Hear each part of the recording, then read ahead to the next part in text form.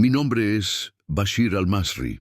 Tengo 43 años, soy pastor cristiano palestino y durante 19 años he servido a comunidades cristianas en las zonas más peligrosas de Medio Oriente, donde simplemente existir como cristiano puede costarte la vida. Lo que voy a contarte sucedió el 22 de marzo de 2015, en la plaza central de Raqqa, Siria, cuando el Estado Islámico nos llevó a 50 cristianos para ejecutarnos públicamente mediante decapitación masiva frente a miles de espectadores forzados. Yo estaba en la fila número 3, posición 6, esperando mi turno para morir. Pero cuando el verdugo levantó su espada sobre el primer prisionero y comenzó a bajarla para cortarle la cabeza, algo absolutamente aterrador sucedió que hizo que incluso los comandantes más brutales de ISIS huyeran despavoridos de la plaza. Lo que estás a punto de escuchar está documentado por 50 sobrevivientes cristianos que todavía vivimos repartidos por el mundo, por testimonios escritos y grabados de más de 200 civiles musulmanes que fueron forzados a presenciar la ejecución y que jamás olvidarán lo que vieron, por confesiones detalladas de 4 exmiembros de ISIS que se convirtieron al cristianismo después de ese día y que ahora arriesgan sus vidas compartiendo el Evangelio, y por reportes clasificados de inteligencia de múltiples agencias internacionales que investigaron este evento y lo clasificaron oficialmente como fenómeno masivo inexplicable con evidencia corroborativa múltiple de testigos creíbles. Si alguna vez has dudado que Dios pelea activamente por sus hijos, que hay guerra espiritual real sucediendo en dimensiones que normalmente no podemos ver, que fuerzas demoníacas y angelicales existen y pelean batallas por las almas humanas, prepárate, porque lo que presencié esa mañana soleada en la plaza principal de Raqqa destruyó para siempre cualquier duda que pudiera haber tenido sobre la realidad de que estamos en medio de una batalla cósmica masiva entre el bien absoluto y el mal absoluto. Déjame darte contexto detallado sobre quién era yo antes de ese día y cómo llegué a estar arrodillado en esa plaza esperando que me cortaran la cabeza. Nací en 1982 en Belén, Palestina, la misma ciudad donde nació Jesucristo hace más de 2000 años. Mi familia ha sido cristiana desde literalmente los tiempos apostólicos. Nuestros ancestros escucharon a los apóstoles predicar. Durante casi 2000 años ininterrumpidos, mi familia ha seguido a Cristo en esa tierra, sobreviviendo persecución tras persecución, imperio tras imperio. Crecí escuchando historias de martirio que no eran leyendas antiguas, sino historia familiar reciente. Mi bisabuelo Yusef fue asesinado durante las masacres otomanas de cristianos asirios y armenios en 1915. Cuando el Imperio Otomano decidió eliminar sistemáticamente a los cristianos de sus territorios. Mi abuelo Elías sobrevivió múltiples ataques durante las guerras árabe-israelíes de 1948 y 1967, cuando cristianos palestinos quedaron atrapados entre dos fuegos, siendo perseguidos tanto por musulmanes radicales como siendo confundidos con enemigos por fuerzas israelíes. Mi padre Samir fue encarcelado 7 veces diferentes por predicar el Evangelio abiertamente en áreas donde el Islam radical dominaba, pasando un total de 4 años en prisiones donde fue torturado regularmente por su fe. La persecución no era algo que leíamos en libros de historia. Era parte de nuestra vida diaria, de nuestra identidad familiar, de lo que significaba ser al-Masri, un nombre que significa el egipcio, porque nuestros ancestros habían huido de Egipto durante persecuciones en el siglo IV. Cuando era joven, honestamente no quería esta vida. Veía el sufrimiento de mi padre, las lágrimas de mi madre cada vez que lo arrestaban, el miedo constante en que vivíamos, y decidí que quería algo diferente. Estudié ingeniería en la Universidad de Birzeit. Era buen estudiante. Tenía ofertas de trabajo en Jordania, en los Emiratos Árabes Unidos, lugares donde podría ganar buen dinero, vivir cómodamente, olvidarme de la persecución. Mi plan era graduarme, conseguir trabajo en Dubái, traer a mi familia y vivir en paz. Pero Dios tenía otros planes. A los 22 años, durante mi último año de universidad, tuve un encuentro con Dios que cambió todo. Estaba en mi dormitorio estudiando para exámenes finales cuando sentí una presencia en la habitación. No vi nada físicamente, pero supe con absoluta certeza que Dios estaba allí. Y escuché su voz, no con mis oídos, sino directamente en mi espíritu, clara como si alguien estuviera parado junto a mí, hablando. Bashir, te he llamado para alimentar mis ovejas en los lugares más oscuros. Te he preparado para esto, no huyas de tu destino. Intenté ignorarlo. Durante meses luché contra ese llamado. Me gradué, acepté una oferta de trabajo en Dubái, empaqué mis cosas. Pero la noche antes de viajar, tuve un sueño. En el sueño vi ovejas muriendo en un valle oscuro, atacadas por lobos, sin pastor para protegerlas. Y escuché la voz de Dios preguntarme, ¿vas a dejarlas morir mientras tú vives cómodo? Me desperté llorando, y supe que no podía huir. Cancelé el trabajo en Dubái. Ingresé al seminario bíblico en Jerusalén. Mi familia estaba horrorizada. Mi madre me rogó que reconsiderara. Bashir, ya perdí años de vida con tu padre en prisión. No quiero perder a mi hijo también. Pero mi padre, sorprendentemente, me apoyó. Hijo, me dijo con ojos llenos de lágrimas, pero también de orgullo. El llamado de Dios es lo más importante. Si Él te llama, debes ir. Y si eso significa persecución, pero habrás obedecido. Me gradué del seminario a los 26 años en 2008. Comencé a ministrar en las áreas más peligrosas de Cisjordania, lugares donde grupos radicales islámicos tenían control, donde predicar abiertamente el Evangelio podía resultar en golpizas, arrestos o muerte. Durante 3 años ministré allí, viendo a Dios moverse poderosamente a pesar del peligro. Vi a musulmanes convertirse a Cristo, vi sanaciones milagrosas, vi provisión sobrenatural, pero también vi persecución. Fui golpeado 4 veces por turbas, arrestado 2 veces. Mi iglesia fue quemada una vez. Era vida dura, pero sabía que estaba en el centro de la voluntad de Dios. Entonces en 2010 conocí a Miriam. Ella era enfermera cristiana que trabajaba con refugiados. Era hermosa, devota, valiente. Nos casamos en 2011. Para 2013 teníamos 3 hijos, Daniel de 8 años, Sara de 6, y pequeño Isaac de 3. La vida era dura, pero éramos felices. Teníamos familia, teníamos ministerio, teníamos propósito. Pero entonces en 2011 comenzó la guerra civil siria. Al principio era noticia distante, pero para 2012 millones de sirios huían a países vecinos, y entre esos refugiados había miles de cristianos cuyas comunidades antiguas estaban siendo destruidas. Iglesias que habían existido desde el año 300 d.C. estaban siendo quemadas. Cristianos que habían vivido en Siria durante 1700 años estaban siendo forzados a huir o morir. Y comencé a sentir ese tirón familiar en mi espíritu. Dios hablándome otra vez, ve a Siria, mis ovejas allá necesitan pastor. Ve, luché contra eso durante meses.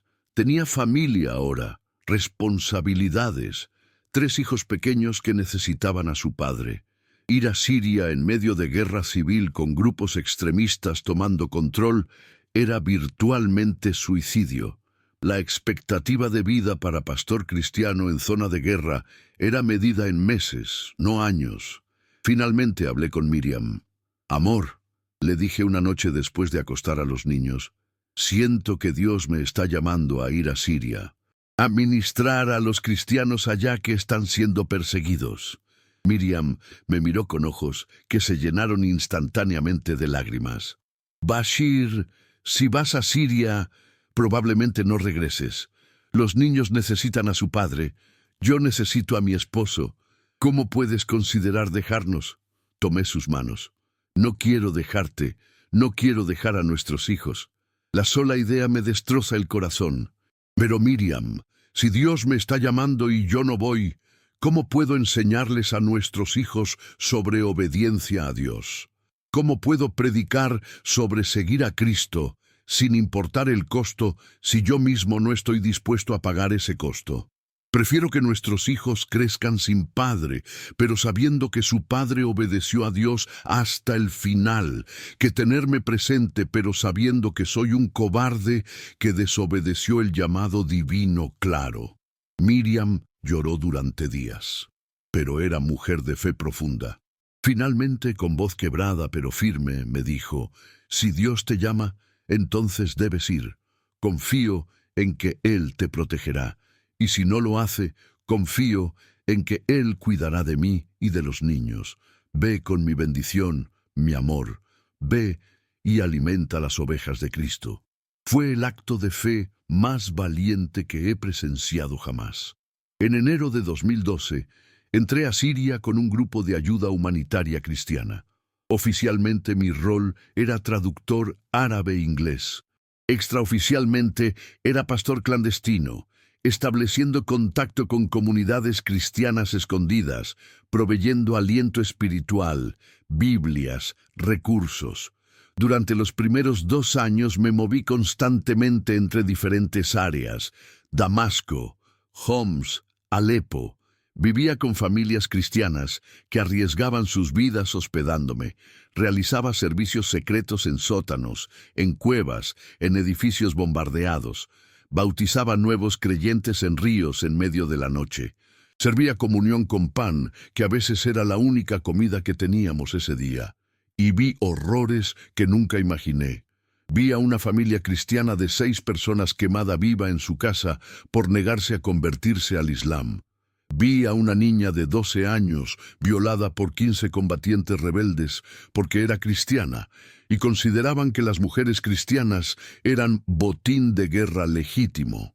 Vi a un pastor de 70 años crucificado literalmente en una cruz en plaza pública, dejado morir durante 3 días mientras la gente era forzada a pasar y escupirle. Vi a bebés siendo arrancados de brazos de madres cristianas y estrellados contra paredes.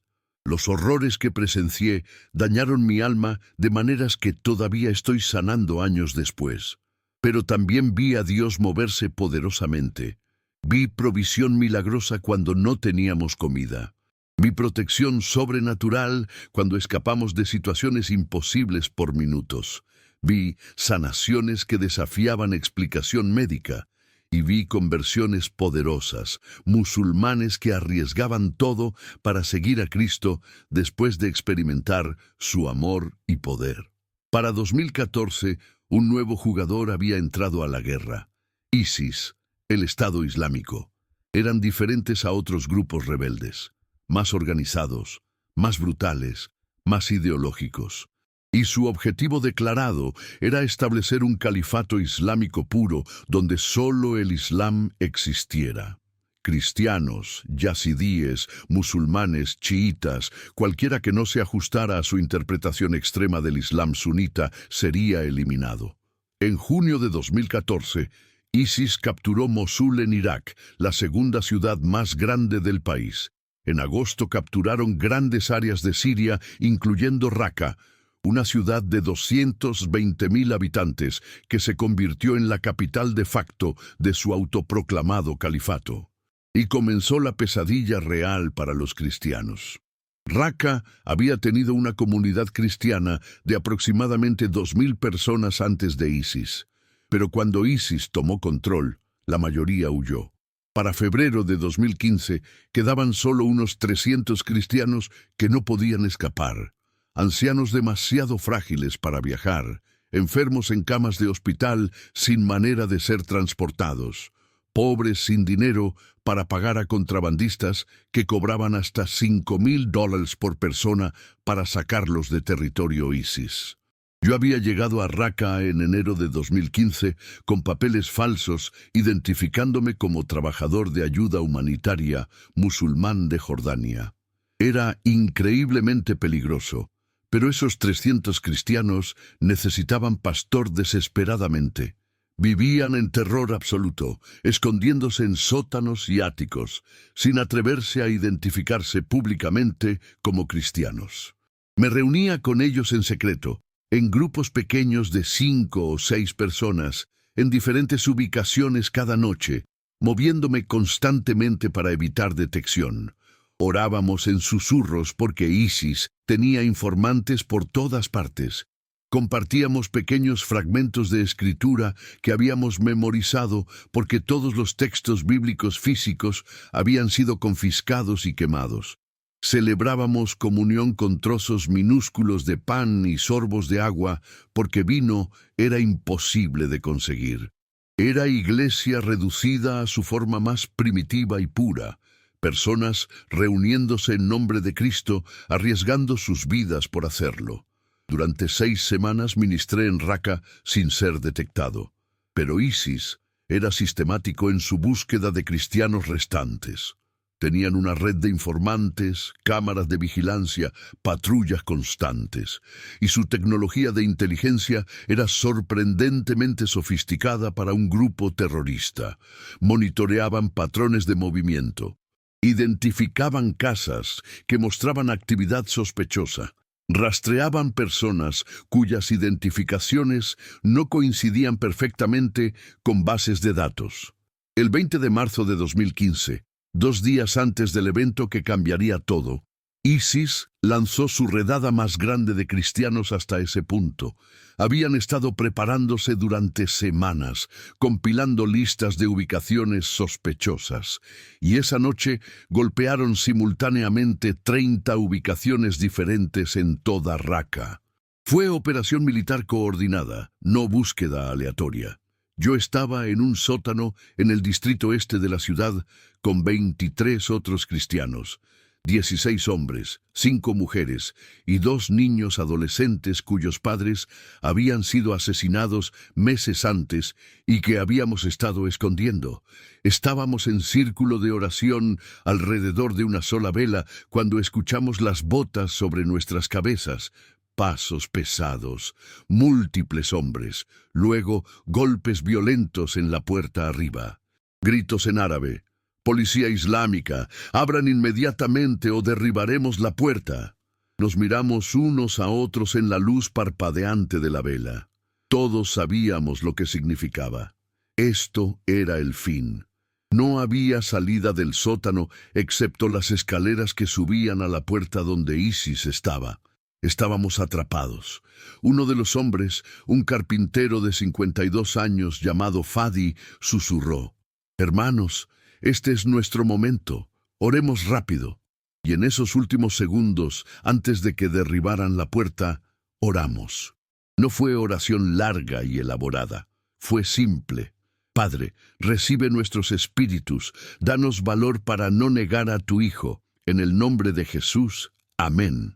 La puerta explotó hacia adentro, destrozada por golpes de rifle. Linternas nos cegaron. 6 combatientes de ISIS bajaron las escaleras con rifles apuntándonos. «Manos arriba, todos contra la pared, muévanse o disparamos». Obedecimos. Nos registraron brutalmente, golpeando a cualquiera que se moviera demasiado lento. Encontraron los fragmentos de Biblia que teníamos escondidos, páginas arrancadas de Biblias que habíamos memorizado pero llevábamos por consuelo. «Nazarenos», escupió uno de los combatientes. «Encontramos más ratas nazarenas». Nos ataron las manos con cuerda de plástico apretada que cortaba la circulación. Nos arrastraron escaleras arriba a la calle donde había camión militar esperando. Y vi que no éramos los únicos. El camión ya tenía aproximadamente 40 personas apiñadas adentro, todos cristianos de otras redadas esa noche. Nos empujaron adentro. El camión estaba tan lleno que apenas podíamos movernos. El calor era sofocante, incluso de noche. El olor a sudor, sangre y terror era abrumador. Nos llevaron a una prisión improvisada que ISIS había establecido en un antiguo edificio gubernamental en el centro de Raqqa. Era complejo grande de 3 pisos que habían convertido en centro de detención y tortura. Nos descargaron del camión como ganado, golpeando a cualquiera que se moviera muy lento. Nos procesaron con eficiencia fría, tomaron fotos, huellas digitales, registraron nuestros nombres e información. Luego nos separaron, hombres en una sección, mujeres y niños en otra. A nosotros los hombres nos llevaron a una celda grande en el sótano del edificio, una habitación de concreto sin ventanas de aproximadamente 10 por 10 metros. Y nos empacaron allí, 50 hombres en un espacio diseñado para máximo 15. No había suficiente espacio para que todos nos acostáramos al mismo tiempo. Teníamos que dormir por turnos, algunos sentados, algunos parados apoyándose contra paredes. Había un solo balde en la esquina que servía como baño para todos. El olor se volvía insoportable después de horas, pero lo peor no era la incomodidad física, era el terror psicológico. Cada pocas horas sacaban a alguien para interrogación y escuchábamos los gritos, hombres gritando de dolor mientras los torturaban en habitaciones cercanas. Los gritos se volvían parte del ambiente, un recordatorio constante de lo que probablemente nos esperaba a todos. A mí me interrogaron la mañana después de ser capturado. 3 combatientes de ISIS me llevaron a una habitación pequeña en el segundo piso. La habitación tenía una sola bombilla colgando del techo, una silla de metal en el centro y manchas en el piso que claramente eran sangre. Me ataron a la silla. Los 3 hombres se pararon alrededor de mí. El interrogador principal era hombre de aproximadamente 35 años, complexión delgada, barba negra bien cuidada, ojos que mostraban inteligencia pero cero empatía. Hablaba árabe con acento tunecino, mezclado con algo de francés. Probablemente había sido reclutado en Francia. Nombre completo. Comenzó con tono casi educado. Bashir al-Masri, respondí. ¿De dónde? Belén, Palestina. ¿Musulmán o cristiano? Aquí estaba la pregunta crítica. Podía mentir, podía decir musulmán. Tal vez me creerían, tal vez me dejarían ir, pero sabía que no podía. No después de todo lo que había vivido. No después de todos los cristianos que había visto morir confesando a Cristo fielmente. Cristiano, dije firmemente, seguidor de Jesucristo. El interrogador asintió como si esperara esa respuesta. ¿Y qué hacías en Raqqa?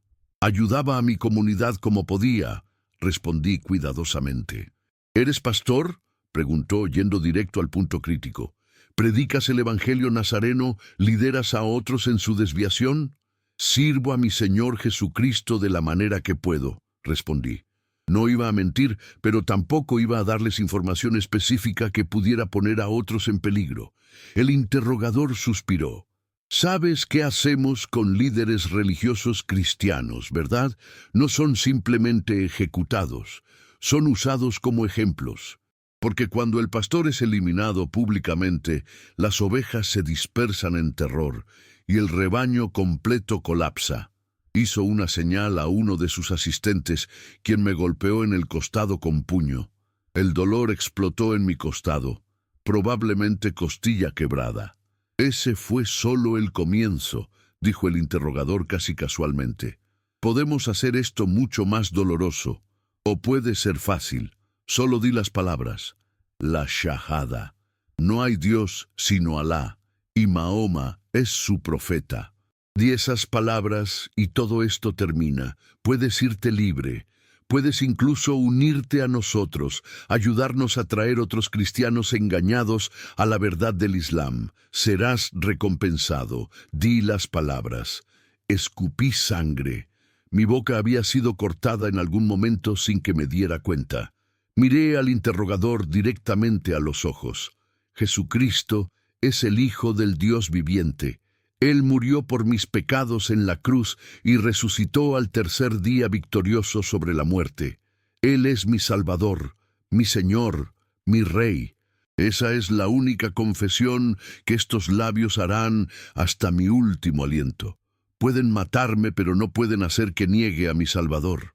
El interrogador me miró con expresión que mezclaba frustración y algo que casi parecía respeto. Entonces morirás, Nazareno, pero no rápido, no misericordioso. Morirás lenta, dolorosa, públicamente. Tu muerte será filmada y mostrada al mundo como advertencia de lo que les pasa a los que desafían el califato. Y cuando estés muriendo, recordarás este momento y desearás haber dicho las palabras simples que te habrían salvado. Me golpearon durante 2 horas más. No tan brutalmente como para matarme o dejarme inconsciente, pero lo suficiente para causar dolor intenso. Querían quebrar mi espíritu, querían que me desesperara, querían plantear duda. ¿Realmente vale la pena morir por esto? Pero cada vez que el dolor se volvía casi insoportable, sentía presencia de Cristo conmigo. Era real, tangible, como si Él estuviera literalmente en esa habitación sufriendo conmigo. Y eso me daba fuerza para soportar. Finalmente me arrastraron de regreso a la celda. Mis compañeros prisioneros me recibieron, ayudándome a sentarme cuidadosamente contra la pared.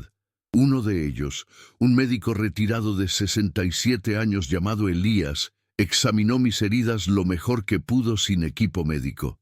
2 costillas quebradas definitivamente, susurró.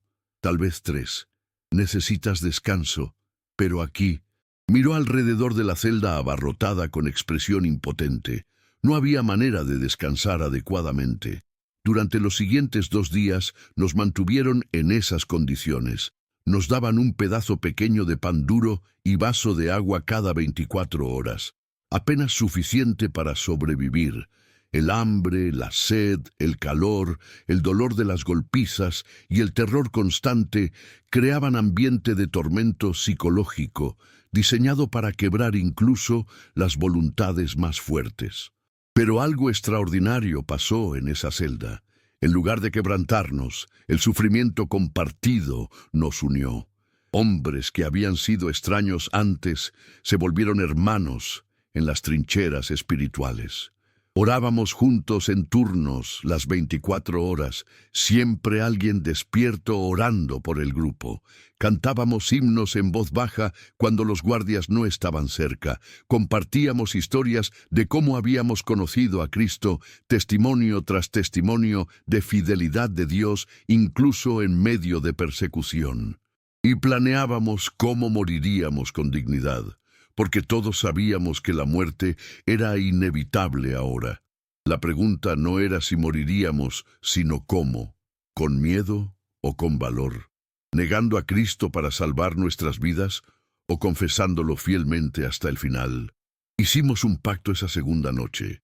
Los 50 nos tomamos de las manos en círculo tan apretado como el espacio permitía y juramos: no importa qué pase, no importa qué torturas vengan, no importa qué amenazas hagan, no negaremos a Cristo. Si morimos, morimos como sus testigos fieles, y nuestras muertes no serán en vano, serán semillas plantadas que producirán cosecha. La mañana del 22 de marzo nos despertaron temprano, a las 5 a.m. Los guardias entraron con energía diferente, más animados, casi excitados. «¡Arriba, nazarenos!», gritaban con sonrisas crueles. «Hoy es su día especial. Hoy se vuelven famosos. Hoy el mundo entero verá qué les pasa a los enemigos del califato». Nos dieron uniformes naranjas idénticos a los que habíamos visto en innumerables videos de ejecución de ISIS. El naranja brillante diseñado para máximo impacto visual en video. Nos los pusimos en silencio. El médico Elías me ayudó porque con las costillas quebradas era difícil moverme. «Hermano Bashir», susurró mientras me ayudaba con la camisa. «Tienes miedo». «Tengo terror», admití honestamente. «Pero también tengo paz». «¿Tiene sentido eso?» «Sentido perfecto», respondió. Es la paz de Dios que sobrepasa todo entendimiento. La he sentido también desde que hicimos el pacto anoche. Nos cargaron en 2 camiones militares grandes, 25 hombres por camión. Era aproximadamente 6:30 am y el sol apenas comenzaba a iluminar el cielo. Mientras nos transportaban a través de las calles de Raqqa, pude ver que la ciudad estaba despertando. Y noté algo extraño. ISIS había estado ocupada durante la noche. Había pancartas colgadas en cada esquina, pósters pegados en cada poste, todos anunciando lo mismo: ejecución pública de 50 nazarenos traidores. Plaza Central, 8 am. Asistencia obligatoria para todos los ciudadanos. El que no asista será considerado simpatizante de infieles. Mi estómago se hundió.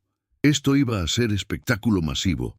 Ejecución pública diseñada no solo para matarnos, sino para aterrorizar a toda la población civil de Raqqa. Para enviar mensaje claro: esto es lo que pasa cuando desafían a ISIS. Llegamos a la plaza central a las 7:30 am. La plaza era enorme, diseñada durante la era colonial francesa para albergar grandes reuniones públicas, capaz de contener fácilmente 10.000 personas. Y ya había cientos allí. Pero sus rostros me decían todo. No habían venido voluntariamente. Eran civiles forzados, bajo amenaza de castigo severo. Vi familias completas, padres con niños pequeños que claramente no querían que sus hijos vieran lo que estaba a punto de suceder. Vi ancianos arrastrándose hacia la plaza. Vi mujeres completamente cubiertas en niqabs negros, algunas ya llorando silenciosamente. Y vi los preparativos que ISIS había hecho. Habían construido plataforma elevada de madera de aproximadamente 1.5 metros de alto en el centro de la plaza. La plataforma tenía escaleras en un lado y estaba vacía excepto por una cosa: un tronco grande de madera colocado horizontalmente, claramente diseñado para que las víctimas colocaran sus cuellos sobre él para decapitación. Alrededor de la plataforma habían instalado cámaras en múltiples ángulos, cámaras profesionales de video en trípodes, no solo teléfonos celulares. Esto iba a ser producción de alta calidad para propaganda máxima. Nos bajaron de los camiones y nos forzaron a arrodillarnos en formación específica. 5 filas de 10 personas cada una, perfectamente alineadas, para que las cámaras tuvieran toma clara de todos nosotros. Yo estaba en la tercera fila, posición 6. Tenía vista clara de lo que estaba delante de mí. Y lo que vi me heló hasta los huesos. De pie en la plataforma elevada, esperando, estaba el verdugo. Era hombre enorme, debía medir al menos 1.95 metros de altura y pesar fácilmente 130 kilos de músculo puro. Estaba completamente vestido de negro. Pantalones negros, camisa negra de manga larga, guantes negros y máscara negra que cubría todo su rostro, excepto una rendija estrecha para los ojos. En sus manos sostenía espada absolutamente masiva. No era espada decorativa o ceremonial, era herramienta de ejecución seria, hoja ancha de aproximadamente 1.2 metros de largo, diseñada para generar máximo momento y fuerza de corte. La hoja brillaba a la luz de la mañana, obviamente afilada a perfección mortal. El verdugo no se movía. Simplemente estaba ahí, estatua amenazante de muerte, sosteniendo su espada con ambas manos, esperando la señal para comenzar su trabajo. Para las 7:45 am, la multitud había crecido a aproximadamente 2.000 personas. ISIS había sido efectivo en forzar asistencia. Combatientes patrullaban el perímetro de la plaza, asegurando que nadie se fuera. Vi niños de tan solo 5 o 6 años siendo sostenidos por padres que visiblemente no querían que estuvieran allí. Vi rostros de horror, de lástima, de miedo, pero nadie se atrevía a protestar. Protestar significaría ser el siguiente en la plataforma. A las 8:00 am exactamente, el comandante de ISIS, a cargo del evento, tomó megáfono y comenzó su discurso. Era el mismo hombre que me había interrogado, el tunecino que se hacía llamar Abu Omar. Su voz amplificada resonó en toda la plaza. Ciudadanos del califato islámico, testigos de la justicia de Alá, hoy presencian purificación de nuestra tierra. Estos 50 hombres que ven ante ustedes son criminales de la peor clase, son nazarenos, seguidores del falso profeta Isa, al que erróneamente llaman Dios. Han rechazado la verdad del Islam, han rechazado al profeta Mahoma, paz sea con él. Han contaminado nuestra tierra santa con su presencia, con sus oraciones blasfemas, con sus libros corruptos. La ley de Alá es clara. Los que rechazan el Islam después de haber sido expuestos a su verdad merecen solo una cosa: muerte. Y hoy, ante todos ustedes, esa sentencia será ejecutada. Hizo pausa dramática, dejando que sus palabras se hundieran. Luego continuó: pero somos misericordiosos. Incluso ahora, en esta hora final, les ofrecemos salvación a estos engañados. Cualquiera que confiese la shahada, cualquiera que declare no hay Dios sino Alá y Mahoma es su profeta, será perdonado inmediatamente y liberado. Les damos esta última oportunidad. ¿Quién entre ustedes tiene sabiduría para aceptar la verdad y vivir? Hubo silencio. 2000 personas en la plaza, 50 de nosotros arrodillados esperando muerte, y silencio completo excepto por brisa suave de la mañana. Ninguno de nosotros habló, ninguno aceptó la oferta. Después de todo lo que habíamos sufrido, después del pacto que habíamos hecho, no íbamos a renunciar ahora en la última hora. Abu Omar parecía genuinamente sorprendido. Nadie. Su voz subió con incredulidad. Ni uno solo de ustedes prefiere vida sobre muerte. Ni uno solo tiene el sentido común de aceptar la verdad. Y entonces sucedió algo que todavía me da escalofríos recordar. El hombre en la primera fila, posición 1, el primero designado para morir, se puso de pie lentamente. Su nombre era Marón, diácono de 58 años de una de las iglesias más antiguas de Siria. Con las manos todavía atadas detrás de su espalda, de pie frente a 2000 testigos y cámaras rodando, levantó su rostro hacia el cielo y con voz clara y poderosa que resonó en toda la plaza declaró: Jesucristo es el Hijo del Dios viviente. Él es el camino, la verdad y la vida. Nadie viene al Padre sino por Él. Murió por mis pecados en la cruz y resucitó al tercer día, victorioso sobre pecado y muerte. En su nombre declaro, ustedes pueden matar mi cuerpo, pero no pueden tocar mi alma. Y los perdono por lo que están a punto de hacer, porque no saben lo que hacen. Padre, recibe mi espíritu. Abu Omar estaba lívido. Su rostro enrojeció de ira. Muere con tus palabras blasfemas entonces, Nazareno. Miró al verdugo e hizo señal cortante con su mano. Comienza. Haz de este el primero. 2 combatientes de ISIS agarraron a Marón bruscamente por los brazos y lo arrastraron hacia la plataforma. Lo obligaron a subir las escaleras, lo forzaron a arrodillarse en la plataforma, lo empujaron hacia adelante hasta que su cuello estaba sobre el tronco de madera, y ahí esperó, en posición de ejecución final. Su rostro estaba extrañamente tranquilo. Sus labios se movían en oración silenciosa. Las cámaras capturaban todo desde múltiples ángulos. El verdugo dio paso adelante. Se paró directamente detrás de Marón. Levantó la espada masiva con ambas manos sobre su cabeza, preparando el golpe de decapitación. La multitud estaba en silencio absoluto sepulcral. Incluso el viento parecía haberse detenido.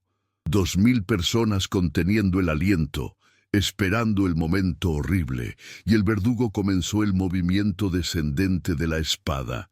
La hoja comenzó a caer hacia el cuello expuesto de Marón, ganando momento, a segundos de completar el golpe de muerte. Pero nunca completó el movimiento. A medio descenso con la espada a centímetros del cuello de Marón, algo sucedió. El verdugo de repente se congeló, completamente, como estatua. La espada quedó suspendida en el aire, detenida a medio golpe. Su cuerpo entero se puso rígido, y de su garganta salió sonido. No era voz humana normal, era gruñido gutural, profundo, animal, que subió en tono convirtiéndose en chillido agudo de terror absoluto que heló la sangre de todos los que lo escucharon. La espada cayó de sus manos con estruendo metálico, golpeando la plataforma de madera. El verdugo se agarró la cabeza con ambas manos, sus dedos enguantados clavándose en su propio cráneo como si algo estuviera intentando salir de dentro, y comenzó a convulsionar violentamente. Su cuerpo se sacudía de maneras que cuerpos humanos no deberían poder moverse. Su espalda se arqueaba hacia atrás en ángulo que parecía imposible sin romper la columna vertebral.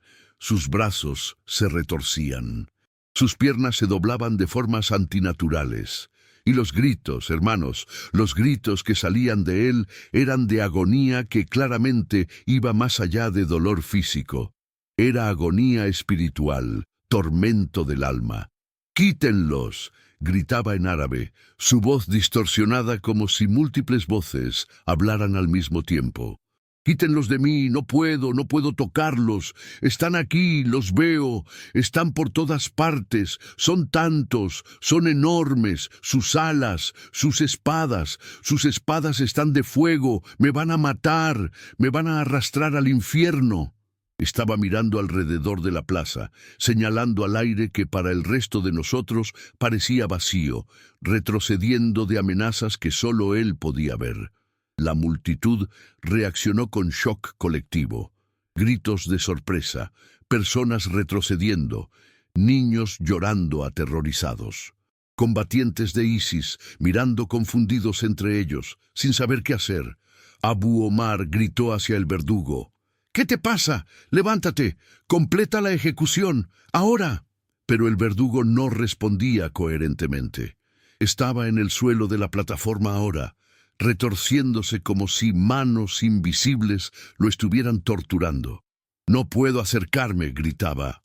«Hay ejército alrededor de ellos, un ejército de luz. No puedo pasarlos. Me destruirán si lo intento. Están protegidos. Los nazarenos están protegidos por algo que no puedo combatir».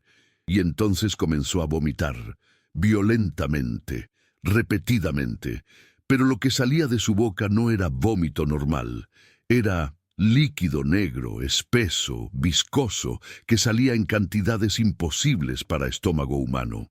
Y el olor, hermanos, el olor que emanaba era putrefacción absoluta, como carne muerta de semanas, como azufre quemado, como cada cosa podrida imaginable mezclada. El olor era tan intenso que personas a 20 metros de distancia comenzaban a cubrirse narices y bocas, algunos vomitando ellos mismos en reacción. Y en ese vómito negro, múltiples testigos juraron después haber visto formas oscuras que se retorcían y chillaban con voces agudas antes de disolverse en la luz del sol. Era como si algo, múltiples cosas, estuvieran siendo expulsadas de él. Abu Omar estaba visiblemente en pánico ahora. Esto claramente no era parte del plan. Se volteó hacia dos combatientes jóvenes cerca de él.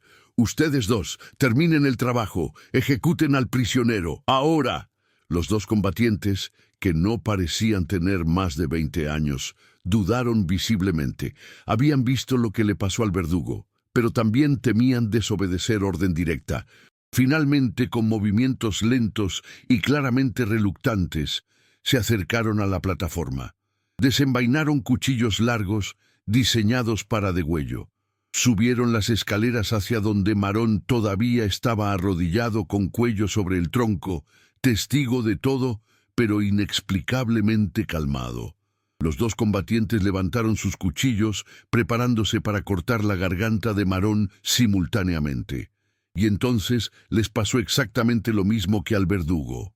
Simultáneamente, como si hubieran sido golpeados por rayo invisible, ambos comenzaron a gritar. «¡Algo me está agarrando!», gritó uno, su voz escalando a pánico histérico. No puedo mover mis brazos, algo me tiene agarrado, es fuerte, es demasiado fuerte. El otro simplemente gritaba incoherentemente, sonido de terror puro que no formaba palabras.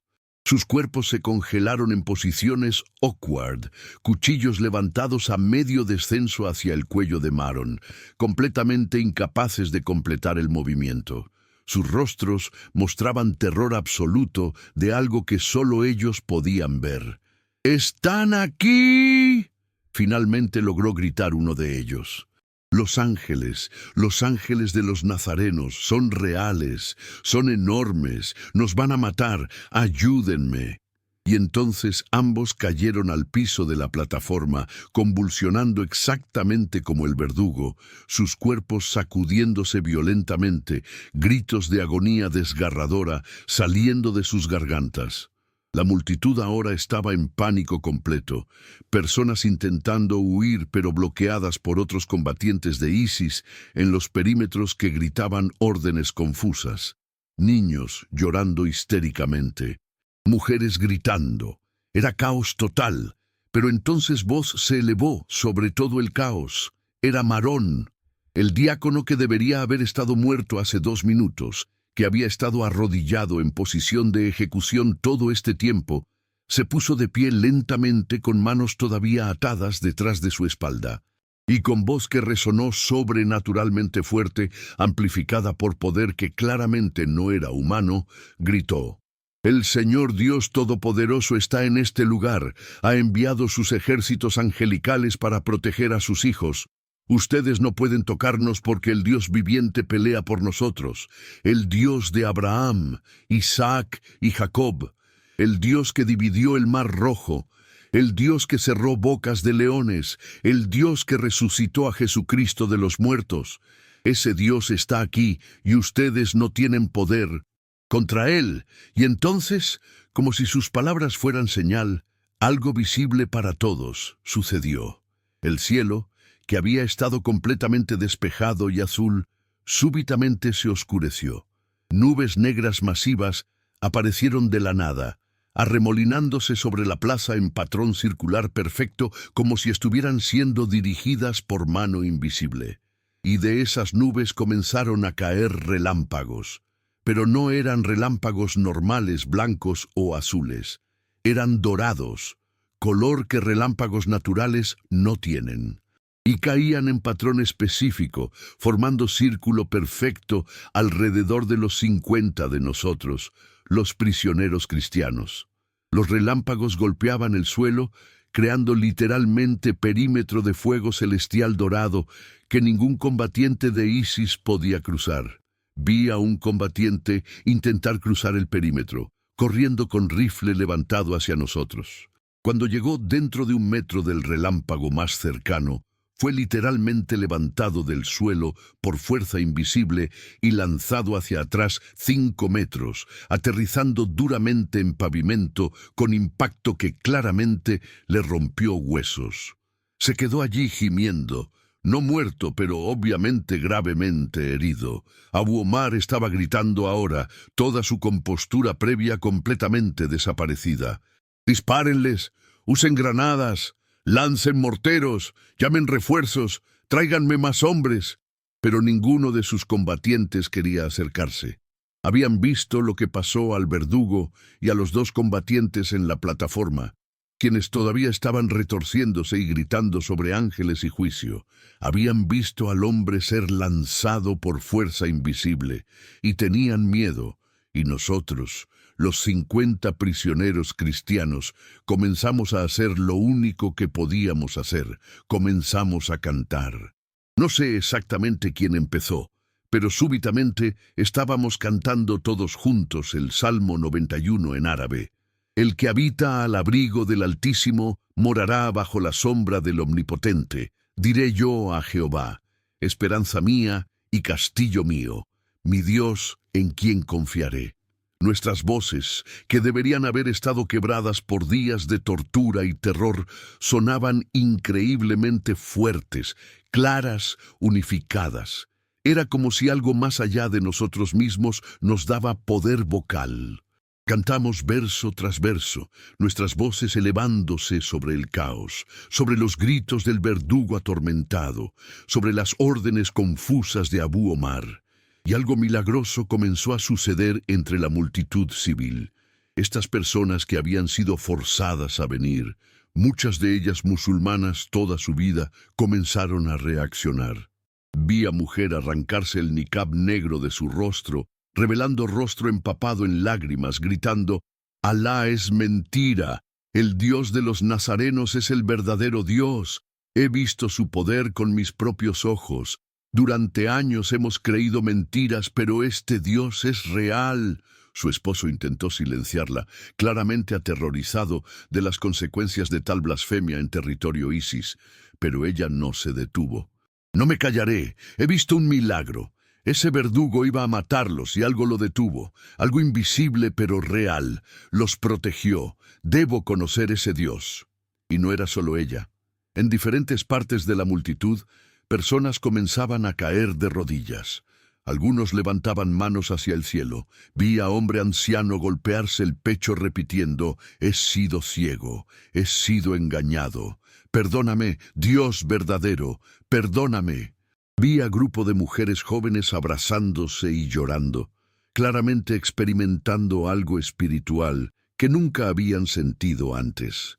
Los 3 hombres en la plataforma, el verdugo masivo y los 2 combatientes jóvenes, finalmente dejaron de convulsionar después de aproximadamente 5 minutos de agonía. Se quedaron quietos por momento, respirando pesadamente. Luego lentamente comenzaron a ponerse de pie. Sus rostros estaban completamente transformados.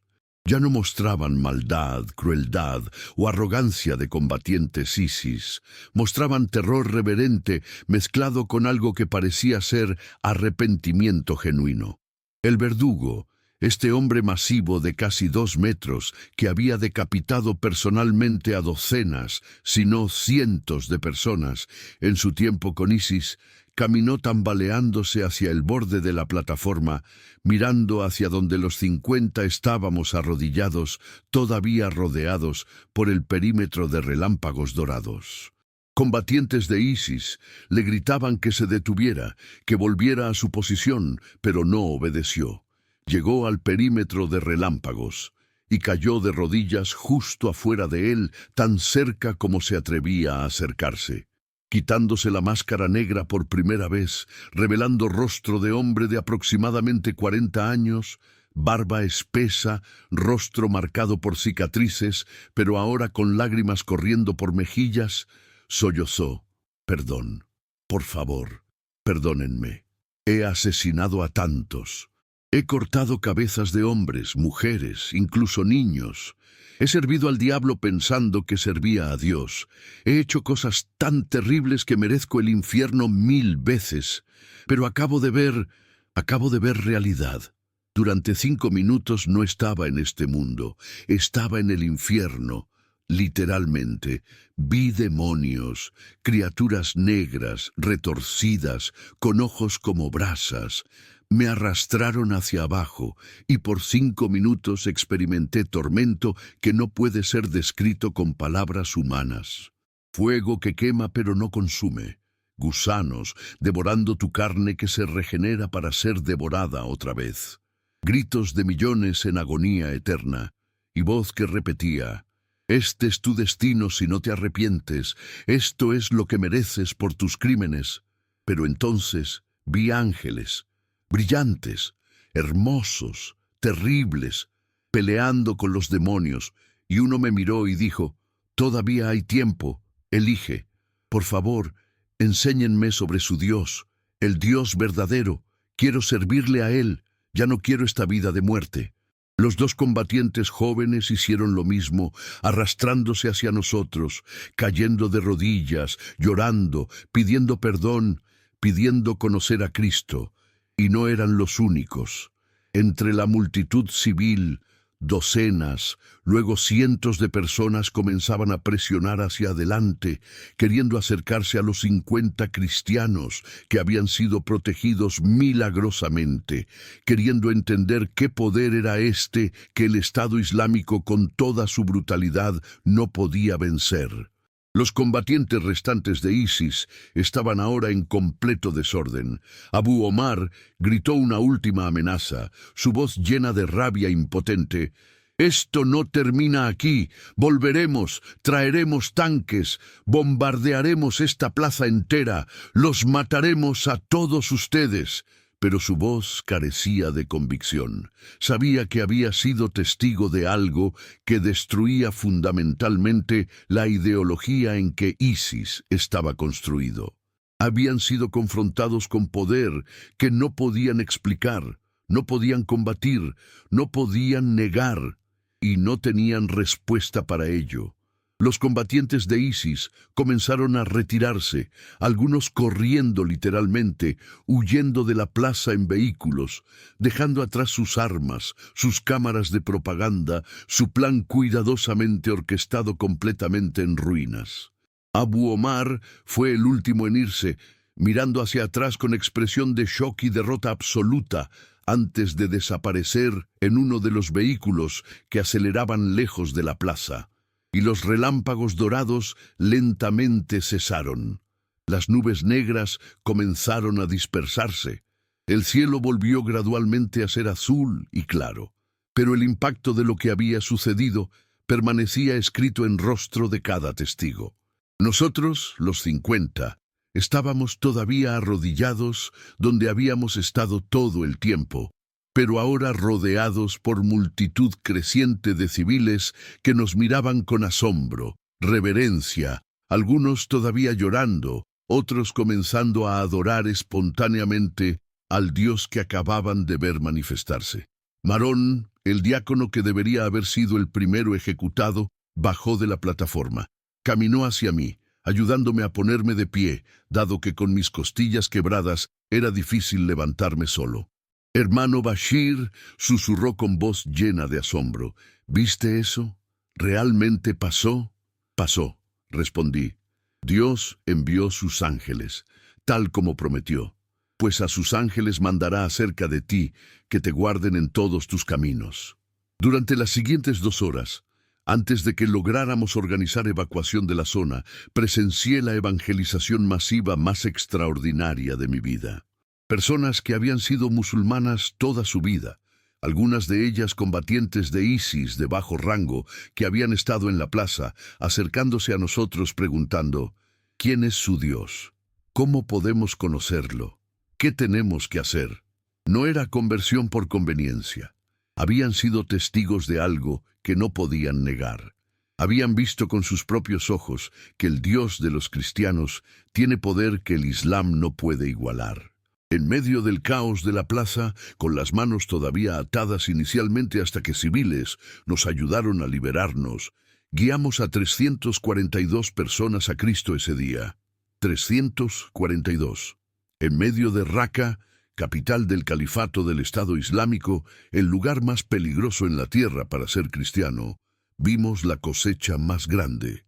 Era evangelización masiva en el contexto más peligroso y poderoso imaginable. El verdugo, cuyo nombre real era Khalil, se aferró a mis manos, que apenas minutos antes había planeado ver separadas de mi cuerpo. «Pastor», me dijo, su rostro todavía empapado en lágrimas, «ayúdeme, enséñeme. He desperdiciado mi vida sirviendo una mentira sangrienta. Quiero servir la verdad. Pero, ¿me aceptará después de todo lo que he hecho? ¿Puede Dios perdonar a alguien con tanta sangre en sus manos?»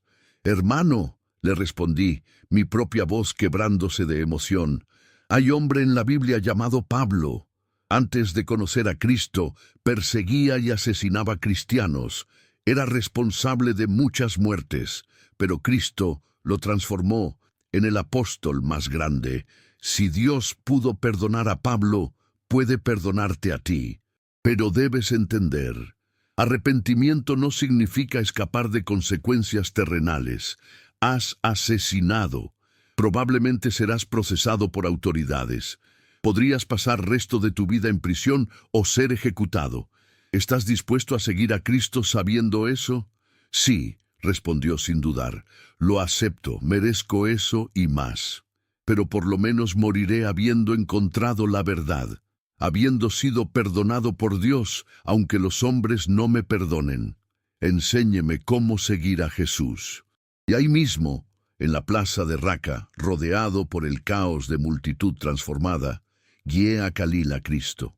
Mientras él repetía la oración de confesión y fe, vi su rostro transformarse literalmente.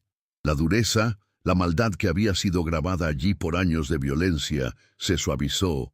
Algo en sus ojos cambió fundamentalmente. La luz de Cristo había entrado en un hombre que había sido vasija de muerte absoluta. Eventualmente, combatientes kurdos peshmerga llegaron, alertados por reportes de inteligencia sobre evento masivo inusual en Raqqa con ISIS aparentemente en caos. Nos evacuaron a los 50 cristianos originales junto con aproximadamente 200 de los nuevos convertidos que temían represalias mortales si se quedaban. Fue operación peligrosa, caótica, pero logramos escapar antes de que ISIS reagrupara y contraatacara. Durante los meses siguientes, en campos de refugiados en Kurdistán iraquí y luego en Turquía, presencié el impacto continuo de ese día. Los 342 convertidos no retrocedieron. Su fe no había sido nacida de emoción temporal, sino de encuentro sobrenatural innegable.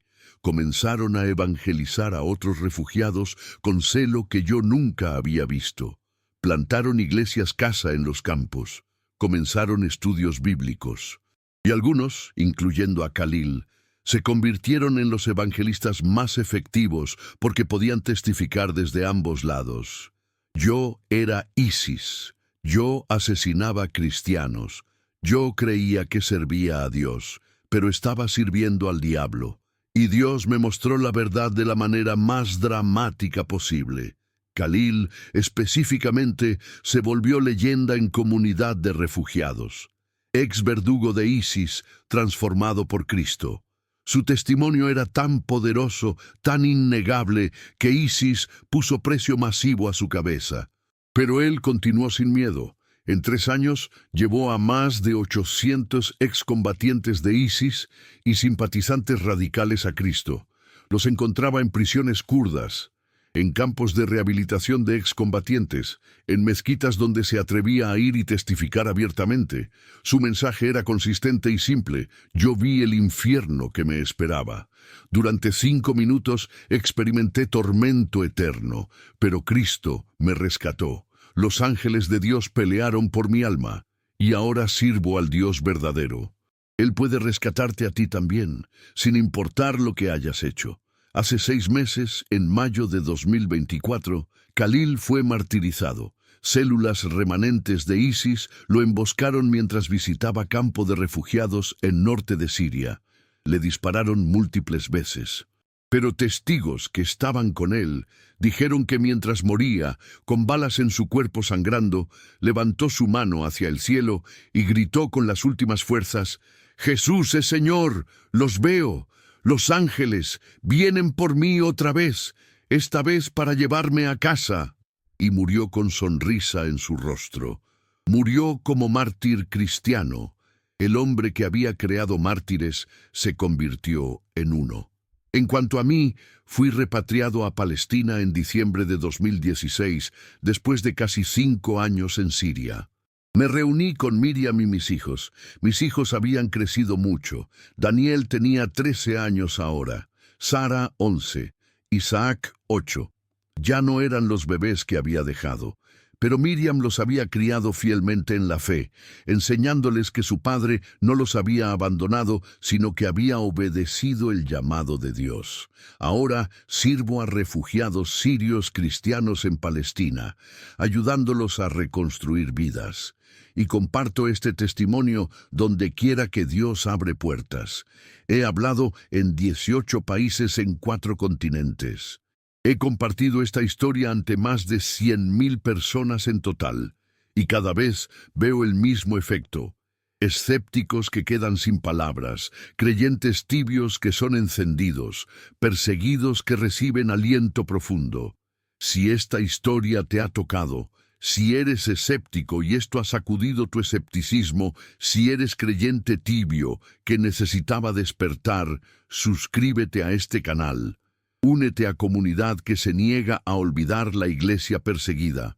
Comparte con 5 personas, especialmente con aquellos que necesitan ver que Dios todavía hace milagros, que guerra espiritual es real, que ángeles y demonios no son metáforas, sino realidades. USAJP, para amplificar este testimonio globalmente, necesita alcanzar personas que piensan que era espiritual terminó con Libro de Hechos. Que el Dios que envió ángeles para protegernos ese día te proteja también. Que nunca tengas miedo de confesar a Cristo públicamente. Que seas parte de iglesia que no se avergüenza del Evangelio. Dios los bendiga.